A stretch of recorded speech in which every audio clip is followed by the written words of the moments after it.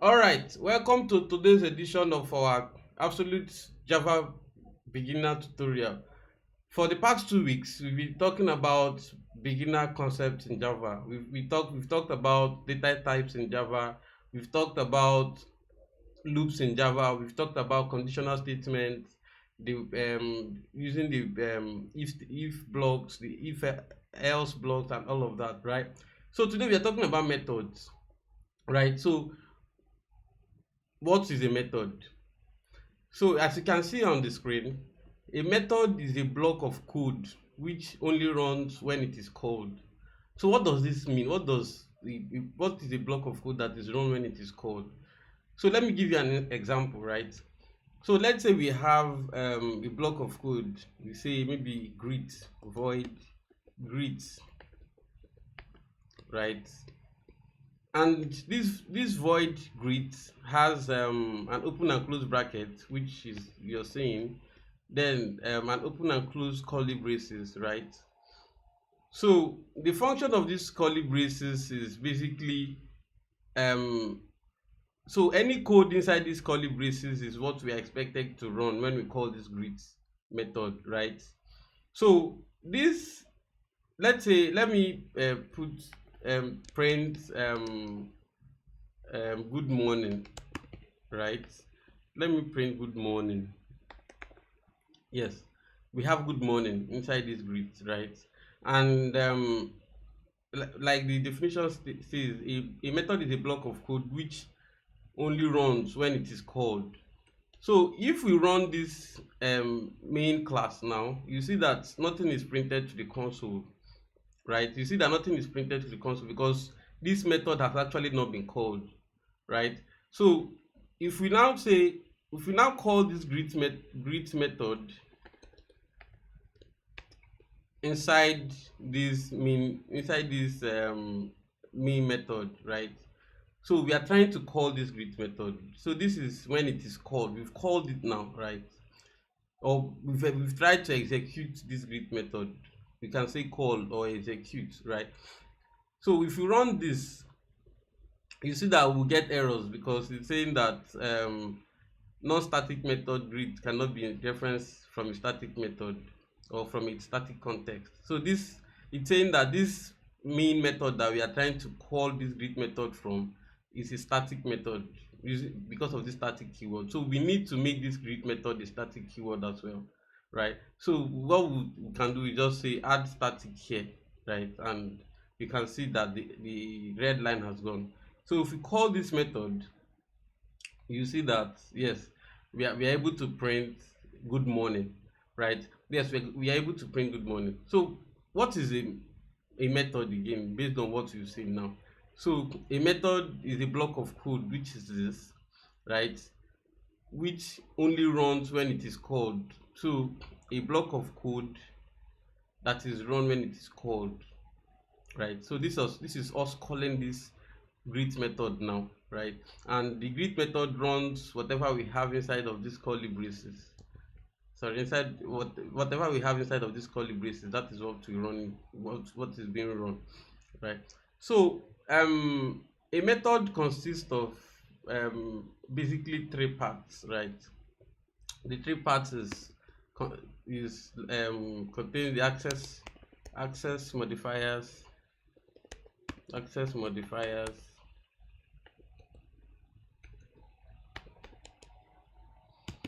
the return type,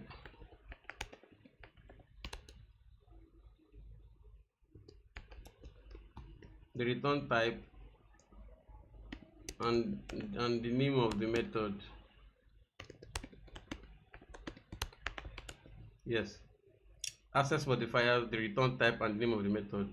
So based on this now, the access modifier is if based on this now, you can see we don't have an access modifier on this method, right? So what is an access modifier? An access modifier is basically how we want this method to be accessible, like the access right we want to give to this method, right? So for instance, now let's say we want this method to be public, So public means we want this method to be accessible from anywhere. So this public keyword is the access modifier, right? So we can also say we want this method to be private, or we can also say we want this method to be protected, right? So those are some of the access modifiers we have, right? Then there's the return type, which for this method is void. So void means you don't want to return, you don't want this method to this function, yes, this method to return anything, right? So you can say, instead of void, you can say int, you want this method to return an integer, right? Or you can say double, or you can say string, right? So this method, like, you adding a return type, it shows that you want this method to return a particular type of a particular data type, right? So that is what the return type is. Then the name of the method, which usually starts with is a lowercase alphabet. Then you can add other names, you can make it like add other names to it, right? But you must start with your a lowercase, right? So that is what a method is. That is how you declare a method. So now let's talk about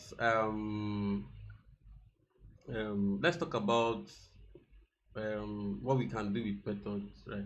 So the essence of us having a method is to be able to run a particular code as many times as we want without having to write that particular code in multiple places. So for instance, now let's say you have a method that says um, okay, let's say public static void um, void get name, right? So string e, okay, let me not go there. So we want to get the name of somebody, right? Or we want to print the name of a particular person. Print name. So Collins. So this, you can print this without you writing this system.out.println over and over. You can just say print name multiple times, and you get it working, right? Instead of you to start calling that particular method or start writing this line of code, you just write this print name multiple times and you get your value printed, right? So for in methods, there's something we call parameters. So methods can take parameters, like, right? So what are parameters? Parameters are variables, right, that you can pass into a method for whatever reasons you want to use it for in the method, right? So let's say, for instance, name. You want to pass name into this. So instead of you hard coding Collins, you just print name, right? You just print name, and so you come here and say Collins Daniel Paul, right? So this is you passing argument. So what you pass into this method here is called an argument,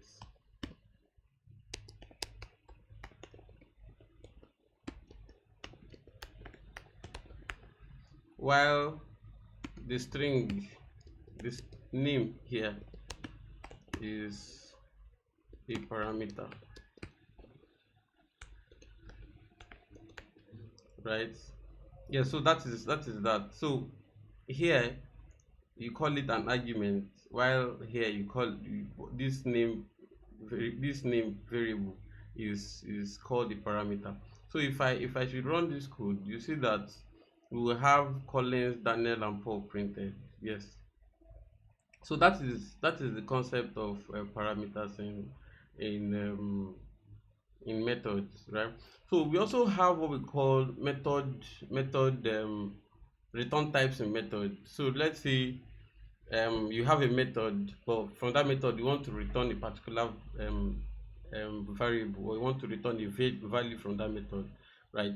Maybe you want to use that method for some kind of calculation or whatever you want to use it for, right? And from that method you want to return a value, right? Of course, so you can say public static void okay, integer, right?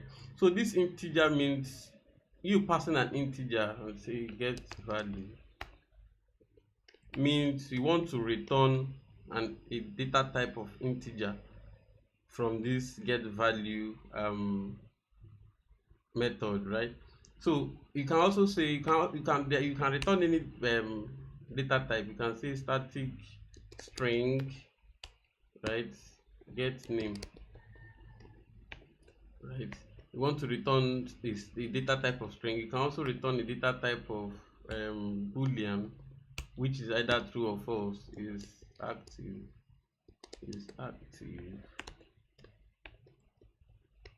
right? You can return whatever you want to, like you can use whatever data type you want as your return type here, right? So when you add this return type, you must use the return keyword and um a value of that return type. So since I say I want to return an integer here, I'll just pass 1, or I'll say 1 plus 1, or 1 times 2, well, whatever I want to do, right? So that would okay, 4 times 2, yes. So that would, yes, this returns an integer, right? You can on this part now you can say return hello, right? So hello now is a string.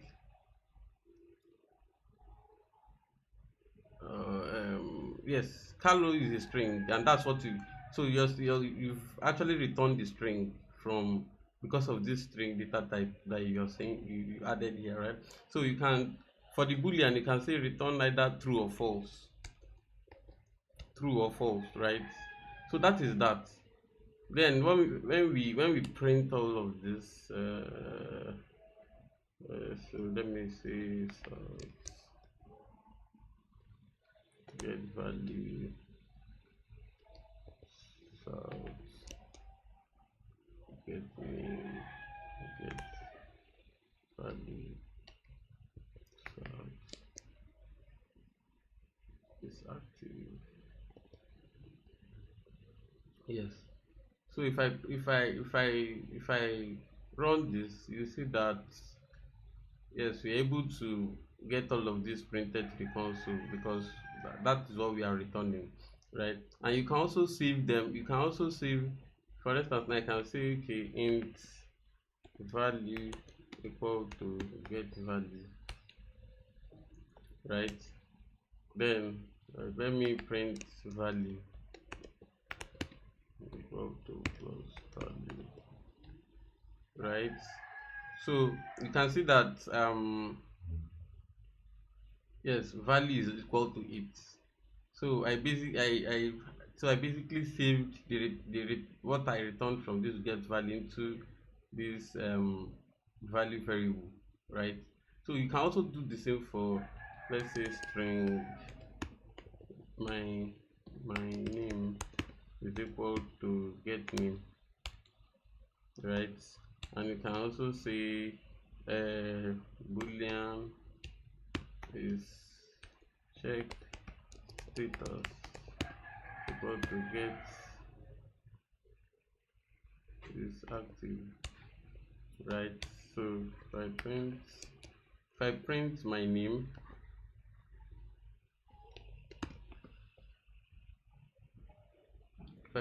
name, you see that you see that yes, you see that I will get the what I returned from that method,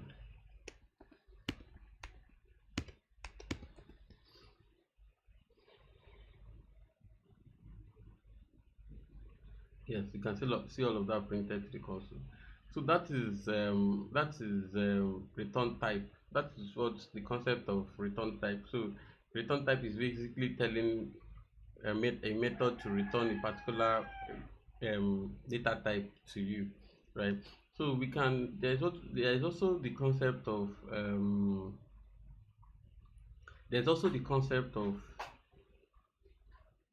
method. There's what we call method overloading. Method overloading, right? So what is method overloading? So method overloading is basically passing updating a particular method to have multiple parameters, right? So that is just the concept of method overloading, right? So let me use an instance. So let's say we have get name now, right? And I want to overload this get name method. Overloading this method means I want to create another method using this exact method name, but passing multiple or different parameters into it, right? So let me visualize it. So let's say we have public static string get name, then um so this one now takes in a parameter of name and parameter of surname, right? So if I can see return name plus surname, right? Okay. So this is what we call method overloading. So I've been able to reinitialize this get name method, but with multiple parameters, right? And I can also say public static string get name and just passing a single parameter, right? And return name, right? So all of this is what we call method overloading. We can see that the first get name method was empty, did not have any parameter. Then the second get name method has two parameters, and the third get name method has a single parameter. But we can't do this. We can't say public static string get name and pass another a single parameter again, boy or something, right? It will not work, right? You must, if you have a single one parameter here, you have to pass maybe more than two parameters or three parameters or something like that, and we can't. So yes, so we can also change the, maybe if we want to pass a single parameter, we can say, okay, if that parameter is not a string, if it's an integer, then of course we can do that. So here now in this part now I pass string boy, a single parameter of string, a single parameter of type string, right? And in this case too I pass a single parameter of type integer, right? So if I say return okay, this part number dot, okay, string the value of int num, right? So basically we are able to pass multiple parameters and also a single parameter of different type, of different data type. So this is what method overloading is, right? So if we now print, if we now say we want to print get name, right? So one, right, this is the one that takes in the number. Then we also say get name Abel, right? So and we also say get name Abel and Carlo, right? So if we bring this to the console, if we bring this to the console, you see that we're able to print all of that from this using this single get name method, right? So that is actually that's actually what we mean by method overloading, right? So we have what we call recursions in method in the method recursions.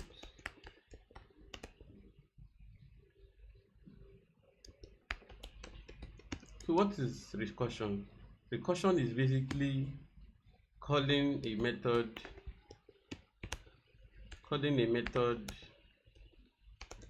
inside of itself, a method inside of itself, right? And so let me give you an example. So let's say we have um, let's say we have public static integer, right? And we want to get value, get digits, get digits, right? If you say return get number, if you say return get digits,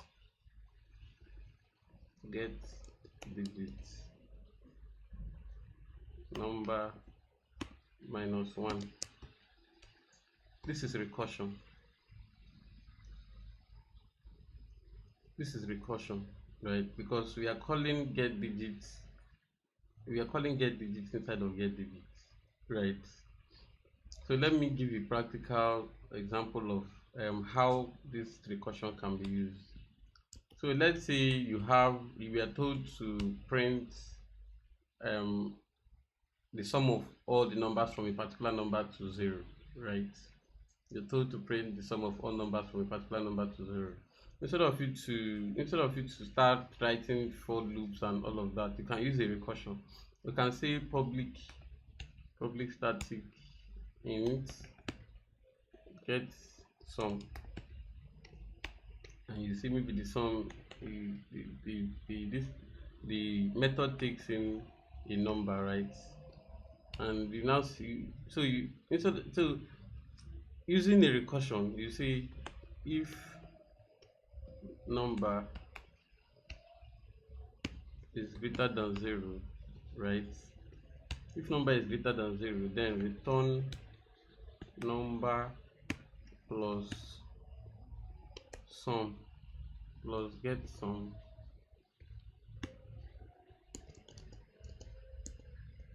number plus get sum number minus 1, right? So you can see that we are calling get sum inside of get sum, right? And mind you, this number minus 1 is a single this is num. This is not because this 2, it's a single statement, right? This 2 is a single statement, so this 2 is this num that we have here, right? So then you can say else return number, right? So you can see that. So if we call this get sum, so get sum and maybe pass 10 into it, you see that we will get the result, the correct answer. Yes, 55. So this means that if you sum 10 plus 9 plus 8 plus 7 plus 6 plus 5 plus 4 plus 3 plus 2 plus 1, you get 55. So that is how the importance of recursion, right? You calling a particular method inside of itself. If I say get sum, then I return get value. This is not recursion because this is actually a different method that I'm calling inside of get some. So this is not recursion. This is not recursion, but this is recursion. Calling a particular method inside of itself. If I say okay, let's say if I say get, let me so let me declare another instance of get some. Get some int number, first number, int second number, right? Return first number plus second number, right? And I now say return get some 1 2. This is also not recursion. This is also not recursion because this the get some I'm passing into this method is not this method, is an overloaded form of this method. So this is not it, right? I hope you understand what I mean with the recursion. So recursion is you passing that method into itself. So that this is recursion, right? So I believe this video is like as explanatory as it should be, because the essence of this particular course is for you to understand the concept of methods, right? Understand the access modifiers, understand the why we use this void keyword, right? So before we go, let me explain the static keyword. So you might have been seeing me use this public static void, right? Get whatever, get list. So why do I use this void, right? So why do I use this static? Sorry. So the essence of this static keyword is to make this method. The essence of this static keyword is so that this method is a child, like kind of a child of this main class, right? It's a child, it's not an object. So this static keyword makes this whatever method I add it to like belong to this main class, this main class, right? So that means that if for me to call this whatever method that I attach this static keyword to, I don't have to declare an object of this main class. So this is what I mean. So from all of this place, you see that I've just been calling the method without saying anything dot anything, right? That's because all these methods are static methods and they belong to the main class. They belong to this main class. But imagine I don't add, okay, let's use this get list. So I can just say get list and I've called it, right? But if I remove this static keyword now, you see that it's complaining that this is not is a non-static method, and for that reason I will not be able to call it right inside of this method. But for me to call it, I'll have to declare an object of the main class,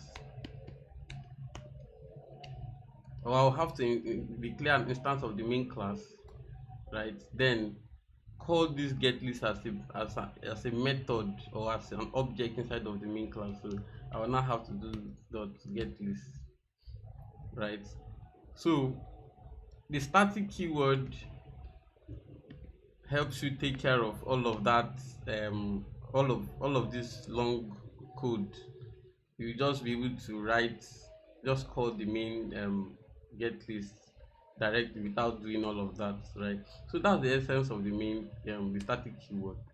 The static keyword helps make or makes the particular method belong to this main class, hence allowing you to just call the method without declaring an object and calling all of that bullshit, right? So that is that. But most in most code you say that they don't use the static keyword, right? And in some code too you see they use the static keyword, so you should understand why they use the static keyword. Do you understand? So I think this is the end of the video.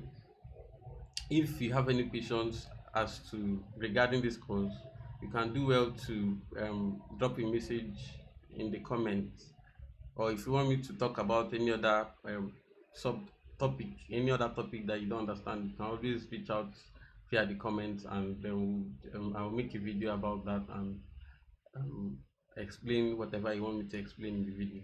Thank you for sticking around. See you in the next video. Bye.